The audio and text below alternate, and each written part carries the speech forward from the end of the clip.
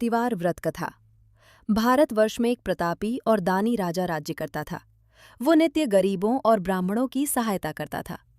ये बात उसकी रानी को अच्छी नहीं लगती थी।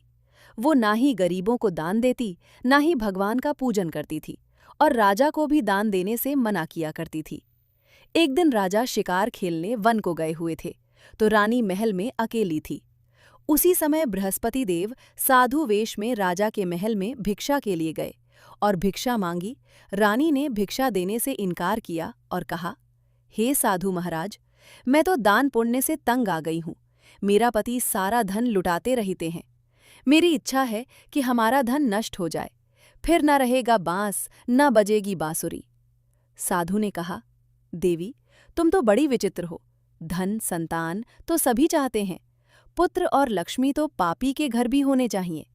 यदि तुम्हारे पास अधिक धन है तो भूखों को भोजन दो, प्यासों के लिए प्याऊ बनवाओ, मुसाफिरों के लिए धर्मशालाएं खुलवाओ। जो निर्धन अपनी कुंवारी कन्याओं का विवाह नहीं कर सकते, उनका विवाह करा दो। ऐसे और कई काम हैं जिनके करने से तुम्हारा यश लोक परलोक में फैलेगा। परंतु रानी पर उपदेश का कोई प्रभाव न पड़ा। वो बोली, महाराज, आप मुझे कुछ न समझाएं। मैं ऐसा धन नहीं चाहती जो हर जगह बांटती फिरूं। साधु ने उत्तर दिया, यदि तुम्हारी ऐसी इच्छा है तो तथास्तु। तुम ऐसा करना कि बृहस्पतिवार को घर लीपकर पीली मिट्टी से अपना सिर धोकर स्नान करना, भट्टी चढ़ाकर कपड़े धोना। ऐसा करने से आपका सारा धन नष्ट हो जाएगा। इतना कहकर वो साधु महाराज वहां से आलोप हो गए। साधु के अनुसार कहीं बातों को पूरा करते हुए रानी को केवल 3 बृहस्पतिवार ही बीते थे कि उसकी समस्त धन संपत्ति नष्ट हो गई। भोजन के लिए राजा का परिवार तरसने लगा। तब एक दिन राजा ने रानी से बोला कि हे रानी, तुम यहीं रहो, मैं दूसरे देश को जाता हूँ, क्योंकि यहाँ पर सभी लोग मुझे जानते हैं, इसलिए मैं कोई छोटा कार्य नहीं कर सकता। ऐसा कहकर राजा परदेश चला गया। वहां वो जंगल से लकड़ी काटकर लाता और शहर में बेचता। इस तरह वो अपना जीवन व्यतीत करने लगा। इधर राजा के परदेश जाते ही रानी और दासी दुखी रहने लगी। एक बार जब रानी और दासी को 7 दिन तक बिना भोजन के रहना पड़ा, तो रानी ने अपनी दासी से कहा, हे दासी, पासी के नगर में मेरी बहन रहती है। वो बड़ी धनवान है। तू उसके पास जा और कुछ ले आ, ताकि थोड़ी बहुत गुजर बसर हो जाए। दासी रानी की बहन के पास गई। उस दिन गुरुवार था और रानी की बहन उस समय बृहस्पतिवार व्रत की कथा सुन रही थी। दासी ने रानी की बहन को अपनी रानी का संदेश दिया, लेकिन रानी की बड़ी बहन ने कोई उत्तर नहीं दिया। जब दासी को रानी की बहन से कोई उत्तर नहीं मिला, तो वह बहुत दुखी हुई और उसे क्रोध भी आया। दासी ने वापस आकर रानी को सारी बात बता दी।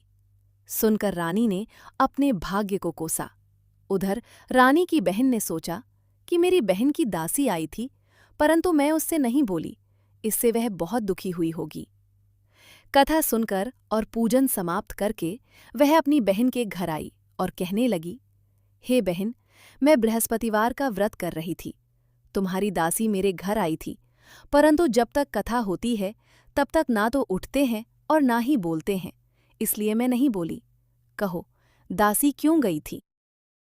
रानी बोली, बहन, तुमसे क्या छिपाऊं, हमारे घर में खाने तक को अनाज नहीं था। ऐसा कहते कहते रानी की आंखें भर आई। उसने दासी समेत पिछले 7 दिनों से भूखे रहने तक की बात अपनी बहन को विस्तार पूर्वक सुना दी। रानी की बहन बोली, देखो बहन, भगवान बृहस्पति देव सबकी मनोकामना को पूर्ण करते हैं।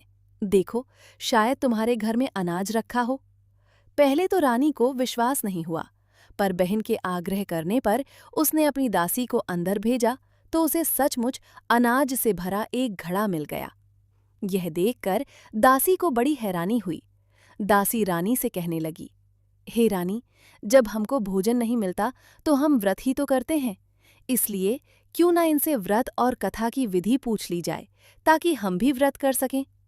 तब रानी ने अपनी बहन से बृहस्पतिवार व्रत के बारे में पूछा। उसकी बहन ने बताया, बृहस्पतिवार के व्रत में चने की दाल और मुनक्का से विष्णु भगवान का केले की जड़ में पूजन करें तथा दीपक जलाएं। व्रत कथा सुने और पीला भोजन ही करें। इससे बृहस्पति देव प्रसन्न होते हैं। व्रत और पूजन विधि बताकर रानी की बहन अपने घर को लौट गईं। 7 दिन के बाद जब गुरुवार आया तो रानी और दासी ने व्रत रखा। गुड़साल में जाकर चना और गुड़ लेकर आईं। फिर उससे केले की जड़ तथा विष्णु भगवान का पूजन किया। अब पीला भोजन कहाँ से आए, इस बात को लेकर दोनों बहुत दुखी थे। चूंकि उन्होंने व्रत रखा था, इसलिए बृहस्पति देव उनसे प्रसन्न थे।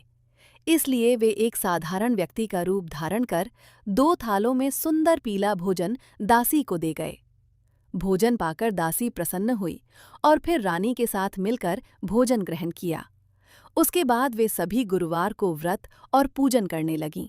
बृहस्पति भगवान की कृपा से उनके पास फिर से धन संपत्ति आ गई, परंतु रानी फिर से पहले की तरह आलस्य करने लगी। तब दासी बोली, देखो रानी, तुम पहले भी इस प्रकार आलस्य करती थी। तुम्हें धन रखने में कष्ट होता था, इस कारण सभी धन नष्ट हो गया। और अब जब भगवान बृहस्पति की कृपा से धन मिला है तो तुम्हें फिर से आलस्य होता है। रानी को समझाते हुए दासी कहती है कि बड़ी मुसीबतों के बाद हमने ये धन पाया है, इसलिए हमें दान पुण्य करना चाहिए, भूखे मनुष्यों को भोजन कराना चाहिए और धन को शुभ कार्यों में खर्च करना चाहिए, जिससे तुम्हारे कुल का यश बढ़ेगा, स्वर्ग की प्राप्ति होगी और पितृ प्रसन्न होंगे। दासी की बात मानकर रानी अपना धन शुभ कार्यों में खर्च करने लगी, जिससे पूरे नगर में उसका यश फैलने लगा। बृहस्पतिवार व्रत कथा के बाद श्रद्धा के साथ आरती की जानी चाहिए। इसके बाद प्रसाद बांटकर उसे ग्रहण करना चाहिए। एक दिन राजा दुखी होकर जंगल में एक पेड़ के नीचे आसन जमाकर बैठ गया। वह अपनी दशा को याद करके व्याकुल होने लगा। बृहस्पतिवार का दिन था। एकाएक उसने देखा कि निर्जन वन में एक साधु प्रकट हुए। वह साधु वेश में स्वयं बृहस्पति देवता थे। लकड़हारे के सामने आकर बोले, हे लकड़हारे, इस सुनसान जंगल में तू चिंतामग्न क्यों बैठा है? लकड़हारे ने दोनों हाथ जोड़कर प्रणाम किया और उत्तर दिया, महात्मा जी, आप सब कुछ जानते हैं, मैं क्या कहूँ। यह कहकर रोने लगा और साधु को अपनी आत्मकथा सुनाई। महात्मा जी ने कहा, तुम्हारी स्त्री ने बृहस्पति के दिन बृहस्पति भगवान का निरादर किया है, जिसके कारण रुष्ट होकर उन्होंने तुम्हारी ये दशा कर दी। अब तुम चिंता को दूर करके मेरे कहने पर चलो तो तुम्हारे सब कष्ट दूर हो जाएंगे और भगवान पहले से भी अधिक संपत्ति देंगे। तुम बृहस्पति के दिन कथा किया करो। 2 पैसे के चने मुनक्का लाकर उसका प्रसाद बनाओ और शुद्ध जल से लोटे में शक्कर मिलाकर अमृत तैयार करो। कथा के पश्चात अपने सारे परिवार और सुनने वाले प्रेमियों में अमृत व प्रसाद बांटकर आप भी ग्रहण करो। ऐसा करने से भगवान तुम्हारी सब मनोकामनाएं पूरी करेंगे। साधु के ऐसे वचन सुनकर लकड़हारा बोला, हे प्रभु, मुझे लकड़ी बेचकर इतना पैसा नहीं मिलता जिससे भोजन के उपरांत कुछ बचा सकूं। मैंने रात्रि में अपनी स्त्री को व्याकुल देखा है। मेरे पास कुछ भी नहीं जिससे मैं उसकी खबर मंगा सकूं। साधु ने कहा, हे लकड़हारे, तुम किसी बात की चिंता मत करो। बृहस्पति के दिन तुम रोजाना की तरह लकड़ियां लेकर शहर को जाओ। तुमको रोज से दुगुना धन प्राप्त होगा, जिससे तुम भली भांति भोजन कर लोगे तथा बृहस्पति देव की पूजा का सामान भी आ जाएगा। इतना कहकर साधु अंतर्ध्यान हो गए। धीरे धीरे समय व्यतीत होने पर फिर वही बृहस्पतिवार का दिन आया। लकड़हारा जंगल से लकड़ी काटकर किसी शहर में बेचने गया। उसे उस दिन और दिन से अधिक पैसा मिला। राजा ने चना गुड़ आदि लाकर गुरुवार का व्रत किया। उस दिन से उसके सभी क्लेश दूर हुए, परंतु जब दोबारा गुरुवार का दिन आया तो बृहस्पतिवार का व्रत करना भूल गया। इस कारण बृहस्पति भगवान नाराज हो गए। उस दिन उस नगर के राजा ने विशाल यज्ञ का आयोजन किया तथा शहर में ये घोषणा करा दी कि कोई भी मनुष्य अपने घर में भोजन न बनावे न आग जलावे। समस्त जनता मेरे यहाँ भोजन करने आवे। इस आज्ञा को जो न मानेगा उसे फांसी की सजा दी जाएगी। इस तरह की घोषणा संपूर्ण नगर में करवा दी गई। राजा की आज्ञा अनुसार शहर के सभी लोग भोजन करने गए, लेकिन लकड़हारा कुछ देर से पहुंचा। इसलिए राजा उसको अपने साथ घर ले गए और ले जाकर भोजन करा रहे थे, तो रानी की दृष्टि उस खूंटी पर पड़ी जिस पर उसका हार लटका हुआ था। वह वहां पर दिखाई नहीं दिया। रानी ने निश्चय किया कि मेरा हार इस मनुष्य ने चुरा लिया है। उसी समय सिपाहियों को बुलाकर उसको कारागार में डलवा दिया। जब लकड़हारा कारागार में पड़ गया और बहुत दुखी होकर विचार करने लगा कि न जाने कौन से पूर्व जन्म के कर्म से मुझे ये दुख प्राप्त हुआ है, और उसी साधु को याद करने लगा जो कि जंगल में मिला था। उसी समय तत्काल बृहस्पति देव साधु के रूप में प्रकट हुए और उसकी दशा को देखकर कहने लगे, अरे मूर्ख, तूने बृहस्पति देव की कथा नहीं करी, इस कारण तुझे दुख प्राप्त हुआ है। अब चिंता मत कर। बृहस्पतिवार के दिन कारागार के दरवाजे पर 4 पैसे पड़े मिलेंगे। उनसे तू बृहस्पति देव की पूजा करना, तेरे सभी कष्ट दूर हो जाएंगे। बृहस्पति के दिन उसे 4 पैसे मिले। लकड़हारे ने कथा कही। उसी रात्रि को बृहस्पति देव ने उस नगर के राजा को स्वप्न में कहा, हे राजा, तूने जिस आदमी को कारागार में बंद कर दिया है वह निर्दोष है, वो राजा है, उसे छोड़ देना। रानी का हार उसी खूंटी पर लटका है। अगर तू ऐसा नहीं करेगा तो मैं तेरे राज्य को नष्ट कर दूंगा। इस तरह रात्रि के स्वप्न को देखकर राजा प्रातःकाल उठा और खूंटी पर हार देखकर लकड़हारे को बुलाकर क्षमा मांगी तथा लकड़हारे को योग्य सुंदर वस्त्र आभूषण देकर विदा कर दिया। बृहस्पति देव की आज्ञा अनुसार लकड़हारा अपने नगर को चल दिया। राजा जब अपने नगर के निकट पहुंचा तो उसे बड़ा आश्चर्य हुआ। नगर में पहले से अधिक बाग, तालाब, कुएं तथा बहुत सी धर्मशाला, मंदिर आदि बन गई हैं। राजा ने पूछा, ये किसका बाग और धर्मशाला है? तब नगर के सब लोग कहने लगे, ये सब रानी और बांदी के हैं। तो राजा को आश्चर्य हुआ और गुस्सा भी आया। जब रानी ने ये खबर सुनी कि राजा आ रहे हैं, तो उन्होंने बांदी से कहा कि हे दासी, देख, राजा हमको कितनी बुरी हालत में छोड़ गए थे। हमारी ऐसी हालत देखकर वो लौट न जाएं, इसलिए तू दरवाजे पर खड़ी हो जा। आज्ञानुसार दासी दरवाजे पर खड़ी हो गई। राजा आए तो उन्हें अपने साथ लिवा लाई। तब राजा ने क्रोध करके अपनी रानी से पूछा कि ये धन तुम्हें कैसे प्राप्त हुआ है? तब उन्होंने कहा, हमें ये सब धन बृहस्पति देव के इस व्रत के प्रभाव से प्राप्त हुआ है। राजा ने निश्चय किया कि 7 रोज बाद तो सभी बृहस्पति देव का पूजन करते हैं, परंतु मैं प्रतिदिन दिन में 3 बार कहानी तथा रोज व्रत किया करूंगा। अब हर समय राजा के दुपट्टे में चने की दाल बंधी रहती तथा दिन में 3 बार कहानी कहता। एक रोज राजा ने विचार किया कि चलो अपनी बहन के यहाँ हो आवे। इस तरह निश्चय कर राजा घोड़े पर सवार हो अपनी बहन के यहाँ को चलने लगा। मार्ग में उसने देखा कि कुछ आदमी एक मुर्दे को लिए जा रहे हैं। उन्हें रोककर राजा कहने लगा, अरे भाइयों, मेरी बृहस्पति देव की कथा सुन लो। वे बोले, लो, हमारा तो आदमी मर गया है, इसको अपनी कथा की पड़ी है। परंतु कुछ आदमी बोले, अच्छा कहो, हम तुम्हारी कथा भी सुनेंगे। राजा ने दाल निकाली और जब कथा आधी हुई थी कि मुर्दा हिलने लग गया, और जब कथा समाप्त हो गई तो राम राम करके मनुष्य उठकर खड़ा हो गया। आगे मार्ग में उसे एक किसान खेत में हल चलाता मिला।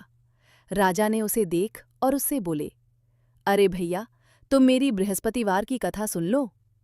किसान बोला, जब तक मैं तेरी कथा सुनूंगा तब तक 4 हरैया जोत लूंगा। जा, अपनी कथा किसी और को सुनाना। इस तरह राजा आगे चलने लगा। राजा के हटते ही बैल पछाड़ खाकर गिर गए तथा किसान के पेट में बड़ी जोर का दर्द होने लगा। उस समय उसकी माँ रोटी लेकर आई। उसने जब ये देखा तो अपने पुत्र से सब हाल पूछा और बेटे ने सभी हाल कह दिया। तो बुढ़िया दौड़ी दौड़ी उस घुड़सवार के पास गई और उससे बोली कि मैं तेरी कथा सुनूंगी, तू अपनी कथा मेरे खेत पर चलकर ही कहना। राजा ने बुढ़िया के खेत पर जाकर कथा कही, जिसके सुनते ही वह बैल उठ खड़ हुए तथा किसान के पेट का दर्द भी बंद हो गया। राजा अपनी बहन के घर पहुंचा। बहन ने भाई की खूब मेहमानी की। दूसरे रोज प्रातःकाल राजा जगा तो वह देखने लगा कि सब लोग भोजन कर रहे हैं। राजा ने अपनी बहन से कहा, ऐसा कोई मनुष्य है जिसने भोजन नहीं किया हो? मेरी बृहस्पतिवार की कथा सुन ले। बहन बोली, हे भैया, ये देश ऐसा ही है कि पहले यहाँ लोग भोजन करते हैं, बाद में अन्य काम करते हैं।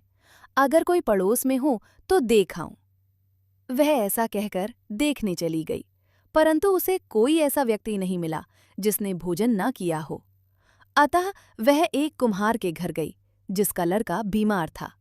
उसे मालूम हुआ कि उनके यहाँ 3 रोज से किसी ने भोजन नहीं किया है।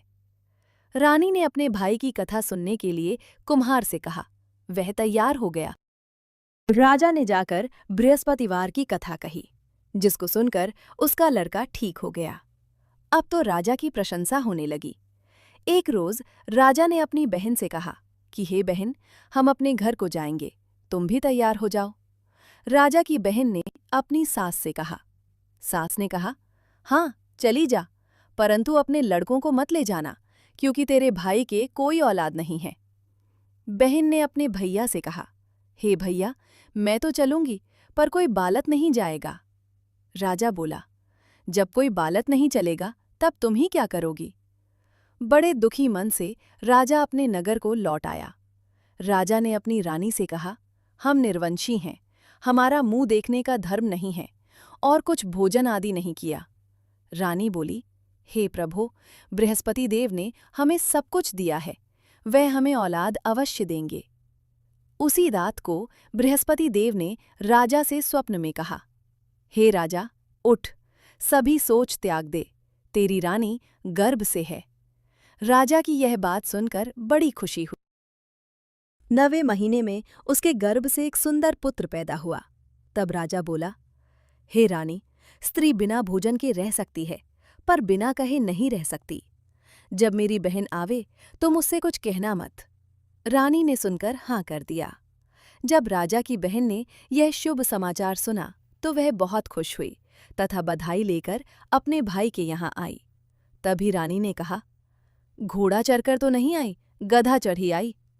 राजा की बहन बोली, भाभी, मैं इस प्रकार ना कहती तो तुम्हें औलाद कैसे मिलती? बृहस्पति देव ऐसे ही हैं, जैसी जिसके मन में कामनाएं हैं सभी को पूर्ण करते हैं। जो सद्भावना पूर्वक बृहस्पतिवार का व्रत करता है एवं कथा पढ़ता है अथवा सुनता है, दूसरों को सुनाता है, बृहस्पति देव उसकी सभी मनोकामना पूर्ण करते हैं। भगवान बृहस्पति देव उसकी सदैव रक्षा करते हैं।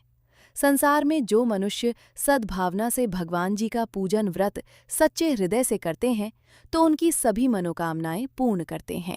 जैसी सच्ची भावना से रानी और राजा ने उनकी कथा का गुणगान किया तो उनकी सभी इच्छाएं बृहस्पति देव जी ने पूर्ण की थीं। इसलिए पूर्ण कथा सुनने के बाद प्रसाद लेकर जाना चाहिए। हृदय से उसका मनन करते हुए जयकारा बोलना चाहिए। बोलो बृहस्पति देव की जय, भगवान विष्णु की जय।